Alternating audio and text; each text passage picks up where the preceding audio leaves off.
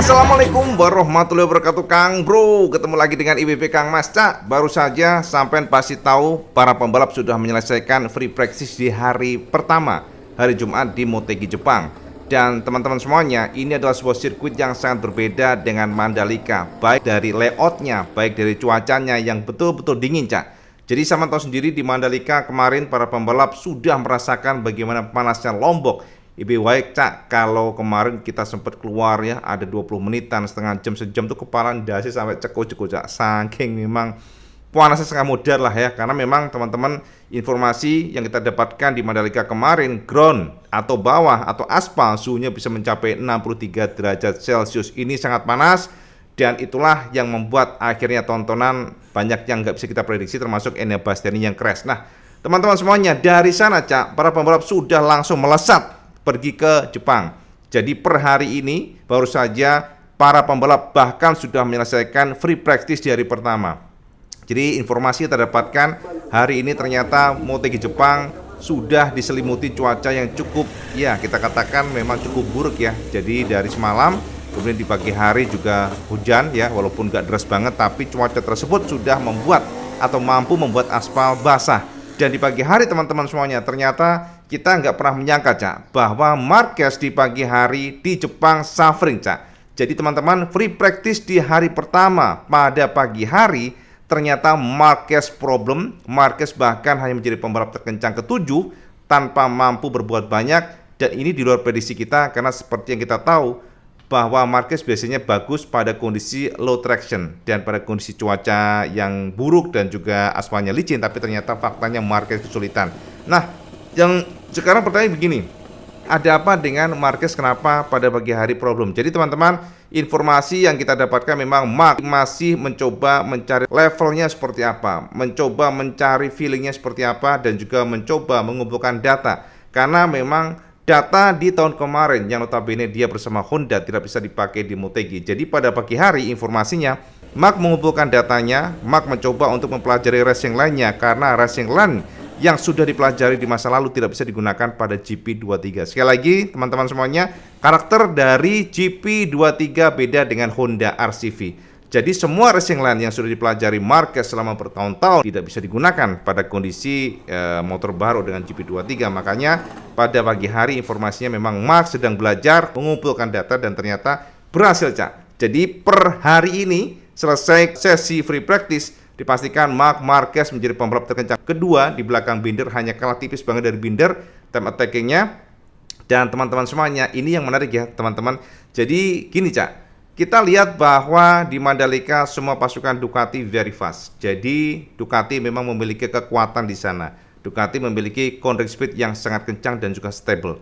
Tapi di Motegi itu berbeda Cak. Jadi Motegi memiliki karakter layout yang stop and go. Dan stop and go ini biasanya memang bagus buat KTM. Yang pertama karena KTM memiliki kekuatan braking yang sangat bagus. Kemudian kedua adalah, nah ini yang menarik adalah ternyata Cak, GP23 dan GP24 ini memiliki perbedaan karakter yang cukup signifikan. Jadi kita dapatkan konfirmasi langsung bahkan dari Marco Bezzecchi ya teman-teman semuanya, yang kemarin mungkin tidak percaya adanya perbedaan GP23 dan GP24. Marco Bezzecchi terang-terangan memberikan keterangannya apa yang berbeda dari GP23 dan GP24, dan ternyata Cak, bisa kita pastikan bahwa GP23 adalah motor yang memiliki stability braking yang sedikit lebih baik pada kondisi fresh tire. Jadi pada kondisi yang banyak baru, tapi semuanya berbeda, berubah total. Berikut kata Marco Bezzecchi yang kita terjemahkan dari MotoGP. Traksi di tikungan masuk menjadi masalah besar bagi kami GP24. Lebih baik dalam pengereman dan berbelok. Sementara dalam hal traksi mungkin kami unggul tipis di awal. Sekali lagi Cak, di awal. Jadi saat kami memiliki ban depan baru, kami masih mampu mengikuti GP24. Lalu saat keluar tikungan, mungkin kami sedikit punya keunggulan di awal. Namun saat cengkeraman depan menurun, kami hancur. Sedang mereka sebaliknya, sangat fantastis. Maksudnya GP24 Cak ya. Mereka berbelok dengan sangat baik. Mereka mampu melaju dengan kecepatan masuk tikungan yang sangat luar biasa. Mereka halus saat membuka gas, dan di akhir balapan mereka juga memiliki traksi yang lebih baik. Menurutku karakteristiknya berbeda. Motor kami memiliki cengkeraman keluar yang lebih baik di tikungan itu bagus. Namun untuk masuk tikungan dan mengerem kami kalah jauh. Semua pembalap Ducati GP23 mengeluhkan masalah yang sama. Ada beberapa trek yang dapat aku sesuaikan sedikit, tapi ada beberapa trek yang membuatku lumayan kesulitan. Namun secara keseluruhan karakteristiknya berbeda. Radius mereka juga lebih maju karena motor mereka bisa turun serendah mungkin. Yes, itu Cak kata dari Marco Bezzecchi. Jadi memang teman-teman semuanya karakter dari motor itu berbeda. Dikonfirmasi oleh Marco, dan untuk memberikan gambaran ke semuanya seperti apa jalannya free practice hari ini, IWP akan tuturkan semuanya. Mengingat ternyata masing-masing pembalap memiliki kekuatan berbeda. Mungkin di T1-nya yang kuat adalah Marquez contohnya, T2-nya yang kuat adalah Binder contohnya. Makanya Cak, IWP akan beberkan semuanya bagaimana Motegi hari ini, dan sampai intip saja di sini Cak. Nah teman-teman semuanya, ini adalah data baru saja yang dikeluarkan oleh MotoGP, dan bisa kita pastikan bahwa kondisi Motegi di hari ini memang rada tricky Cak. Di pagi hari dipastikan kondisi Motegi lumayan ada hujan ya, jadi ada beberapa trek yang basah dan juga kering. Namun di siang hari maka dipastikan kondisi aspal Motegi adalah dry. Teman-teman, untuk kondisi di sirkuit Motegi Jepang dipastikan bahwa kondisi di bagian atas, maksudnya di cuacanya ya, adalah cloudy atau berawan. Beberapa titik bisa kita pastikan memang sangat berganti dengan sangat cepat kondisi cuacanya. Akan tetapi pada siang hari aspal mulai mengering, jadi nggak ada hujan, dan kelembapannya sangat tinggi mencapai 89%, dan groundnya ternyata cukup dingin ya, kita lihat Cak ya. Jadi di sini groundnya hanya 29 derajat Celcius. Sambil bisa bayangkan bagaimana perbedaan ya. Jadi para pembalap kemarin yang membalap di Mandalika mendapatkan aspal yang sangat tinggi suhunya, yakni 60 derajat Celcius ya. Di sini di Jepang tiba-tiba mereka disodorin dengan kondisi aspal yang sangat dingin yang mencapai 29 derajat Celcius. Nah, teman-teman, untuk kondisi cuaca yang seperti ini maka banyak pembalap yang menggunakan tipe ban soft, dan di pagi hari para pembalap menggunakan tipe ban wet, tapi kemudian menggunakan tipe slick. Tapi yang jelas dari semua yang bisa kita lihat, maka dipastikan ternyata Brad Binder adalah penguasa di Motegi. Ini adalah sebuah raihan yang cukup baik di hari Jumat. Artinya KTM cukup nyaman dengan motornya di Motegi. Dan memang Cak, kalau kita lihat sirkuit Motegi ini adalah sebuah sirkuit yang stop and go. Jadi dari technical, sisi teknis khususnya, KTM ini cukup baik ya, cukup bagus ya untuk stop and go, karena mereka memiliki braking stability yang sangat baik. Mereka hanya lemah pada fast corner yang mana pada sirkuit ini tidak terlalu kita temukan. Nah, teman-teman semuanya, Binder bisa menorehkan lap time 1 menit 4.3436 detik. Dan ternyata Cak, ini benar-benar sebuah lap time yang sangat tipis dibandingkan dengan Marc Marquez. Marquez yang suffering di pagi hari masih memiliki rasa less confident di pagi hari. Ternyata Marquez pada siang hari dengan kondisi dry, justru Marc menorehkan lap time yang sangat baik, yakni 1 menit 43.469 detik atau terpaut hanya 0,033 detik dibandingkan dengan Binder. Ini sangat mepet Cak.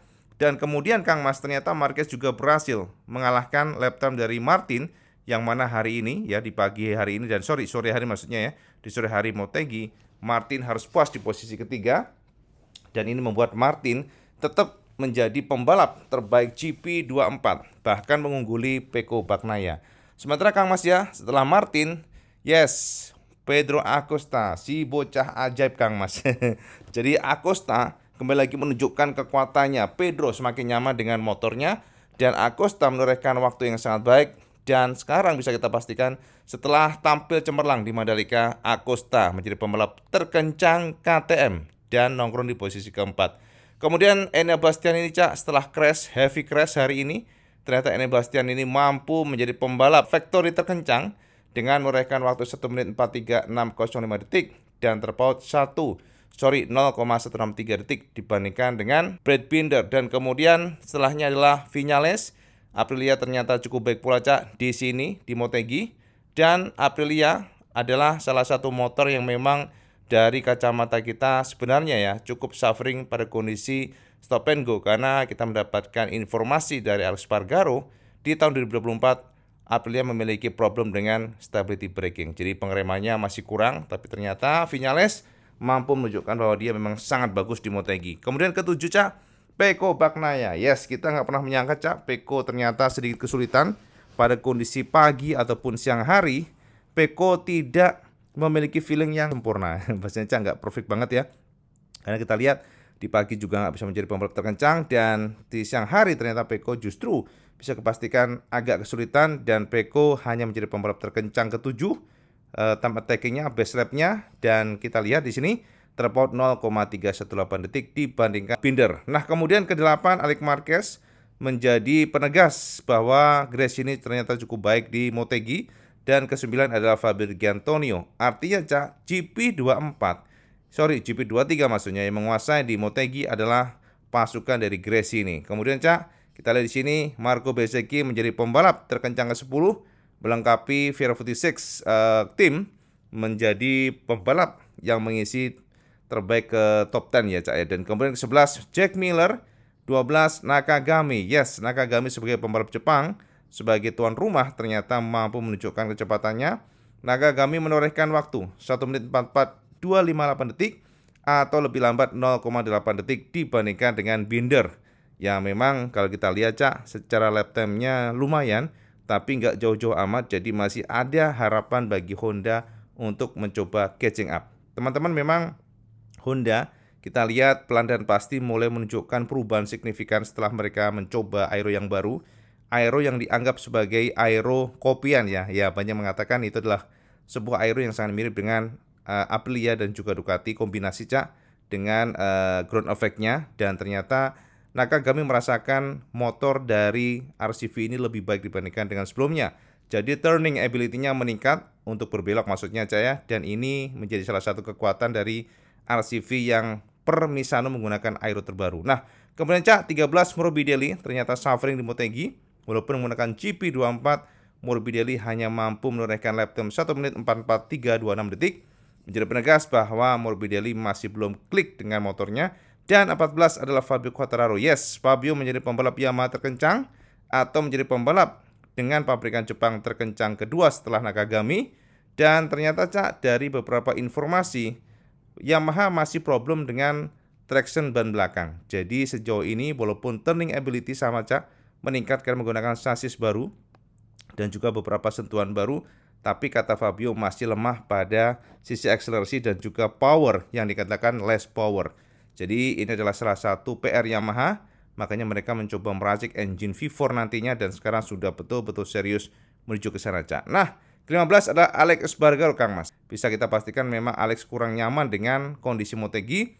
Dan 16 Joan Mir, 17 Zarco, 18 Fernandes, dan 19 Fernandes lagi Cak, Raul dan Augusto.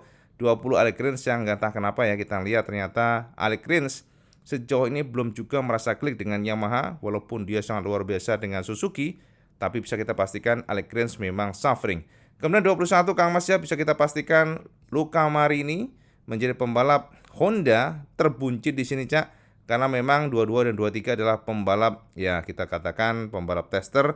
Kemudian Remy Gardner adalah wildcard ya, bukan replacement. Yamaha berusaha untuk mengumpulkan data sebanyak mungkin, mengingat mereka akan membawa data-data tersebut untuk pengembangan mesin baru mereka nantinya. Teman-teman, seperti itu Kang Mas ya.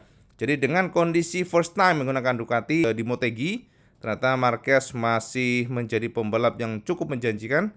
Kita lihat bagaimana dia mencoba adaptasi di pagi hari dengan data yang nyaris zero, karena memang di Honda atau data dari Honda, pengalaman di Honda tidak terpakai pada saat menggunakan Ducati GP23. Oke Cak ya. Jadi itu Kang Mas, dan kemudian kita intip untuk, nah ini Cak, yang paling penting ini dulu aja Cak. Nah yang paling penting ini Cak. Jadi teman-teman semuanya, ini adalah data best partial times. Teman-teman, jadi di sini kita bisa lihat masing-masing pembalap itu memiliki kelebihan. Jadi ada yang memiliki kelebihan yang sangat kuat di tikungan A mungkin contohnya, atau di tikungan B, dia kurang, atau mungkin di tikungan C dia bagus. Nah ini semuanya termonitor dari best partial times. Ini adalah data resmi dari Dorna yang memberikan penegasan bahwa ternyata Marc Marquez adalah pembalap terbaik pada T1. Kita lihat di sini Cak ya. Jadi Marquez adalah pembalap best of the best pada T1.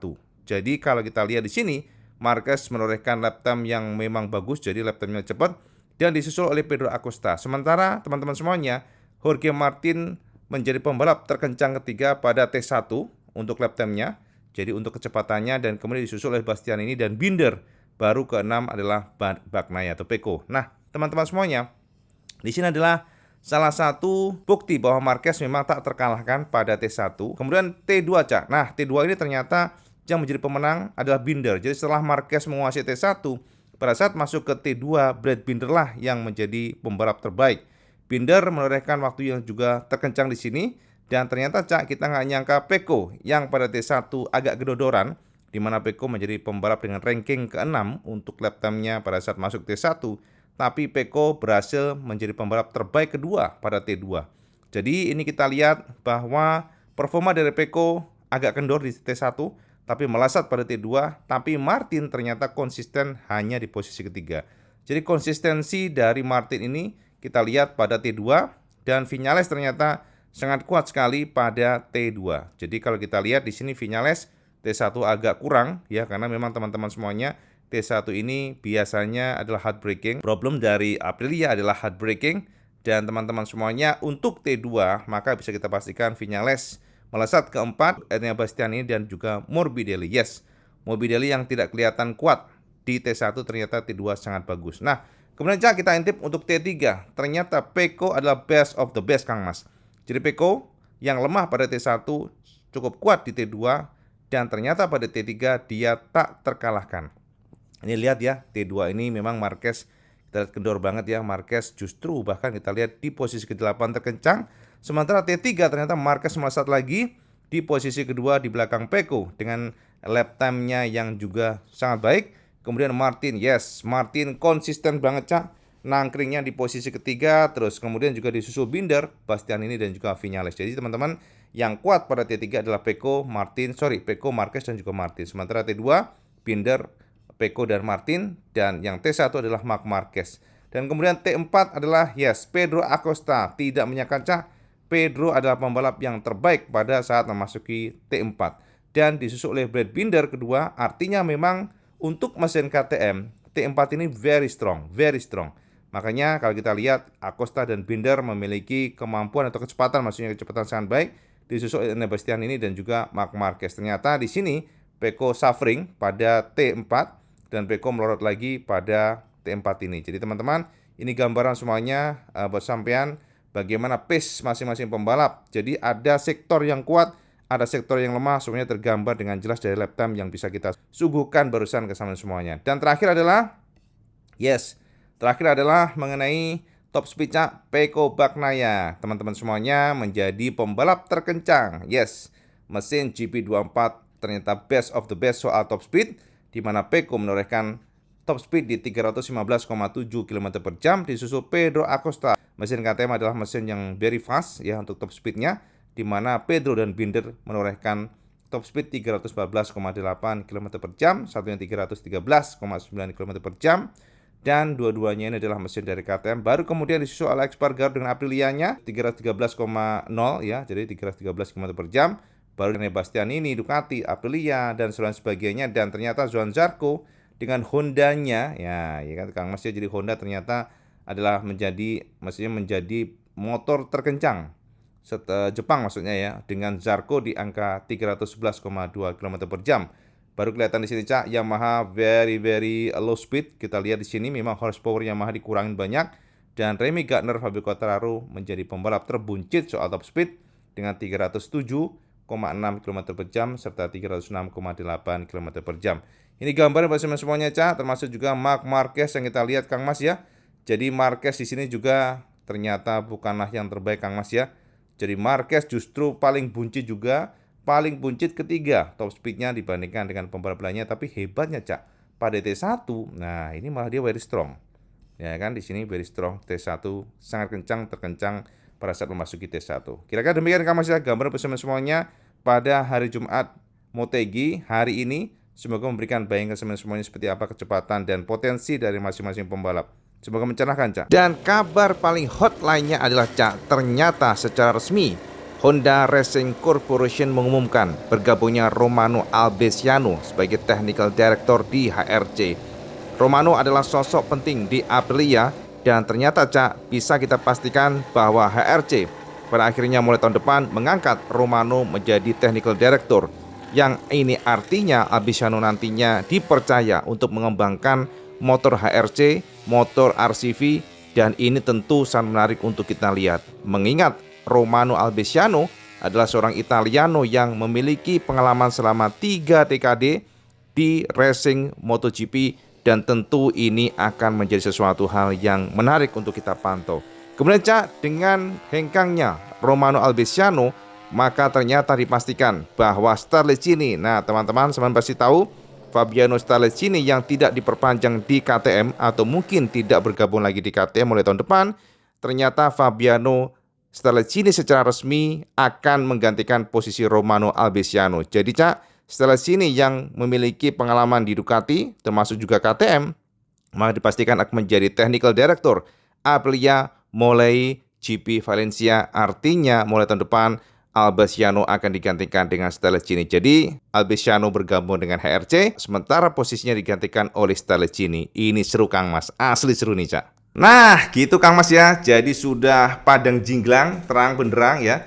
Jadi dengan video ini IWB berharap sampai mendapatkan gambaran seperti apa kekuatan di Motegi nantinya.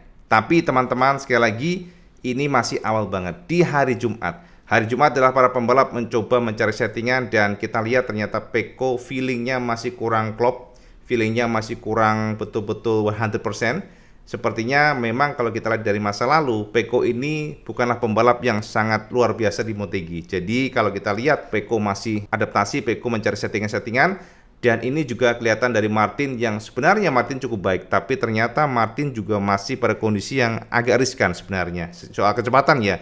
Dan Binder, Acosta, wow, ini luar biasa. Kita lihat bahwa KTM memiliki kekuatan di sana, jadi breaking point-nya kuat mereka. Dan ternyata Binder juga memiliki kekuatan dari sisi tikungannya. Artinya ada beberapa tikungan dia yang sangat kuat di sektor tersebut. Jadi teman-teman, ini akan menarik sekali untuk kita pantau seperti apa selanjutnya. Mengingat semua pembalap atau semua tim masih mengumpulkan data hari ini. Dari data tersebut biasanya akan diolah di hari Sabtu. Dan itu bertepatan pula dengan kualifikasi. Jadi ini adalah early information di hari Jumat. Setidaknya kita mendapatkan gambaran masing-masing kekuatan dari timnya. Ternyata Marquez juga, wow, Marquez nggak bisa kita pandang sebelah mata. Marquez masih still fast, Marquez masih menjadi pembalap yang oke banget. Dan juga kita nggak bisa tutup mata dengan Binder, termasuk juga Acosta, termasuk juga Martin pastinya, GP24 pastinya. Tapi yang jelas kalau kita perhatikan sepertinya akan ada pertarungan seru antara KTM dan Ducati. Tapi teman-teman semuanya, pastinya kita lihat saja seperti apa besok. Kita pantau terus, dan sekarang sama tebak kira-kira apakah Marquez mampu merangsak ke depan besok, atau mungkin Marquez hanya kencang di hari ini. Saman komen di bawah, dan kita intip saja seperti apa komen-komen saman semuanya. Seperti biasa, kalau saman suka video ini, saman like, share, dan subscribe. Ojo lali Cak, sampai sholat 5 waktu, karena itu yang paling penting. Assalamualaikum warahmatullahi wabarakatuh. Salam sekandas.